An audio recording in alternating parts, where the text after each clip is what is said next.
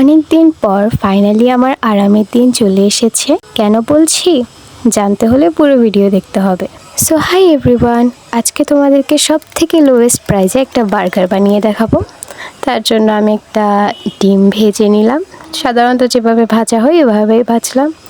তারপর দুটো পাউরুটিকে স্লাইস করে কেটে ওর ওপর শসা দিয়ে ডিমটাকে মেরে দিয়ে তারপর ওটা দিয়ে আমরা বার্গার বানিয়ে ফেললাম। এই বন্ধে আমার অনেক কাপড় জমা হয়েছে, তাই আজকে বুকে পাথর চাপা দিয়ে ফাইনালি কাপড়গুলো ধুয়ে দিলাম।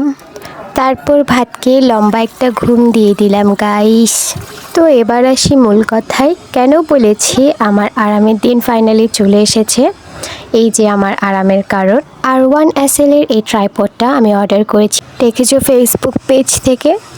এর সাথে পেয়ে যাবেন আপনারা একটা মিনি লাইট, একটা ব্লুটুথ রিমোট, যার সাহায্যে আপনারা দূর থেকেও ভিডিও অন অফ করতে পারবেন। আর এই ট্রাইপডটা 5 ফুট 7 ইঞ্চি পর্যন্ত লম্বা হয়, যার ফলে আপনারা ড্রোন শ্যুটও করতে পারবেন। So thanks for watching, bye bye.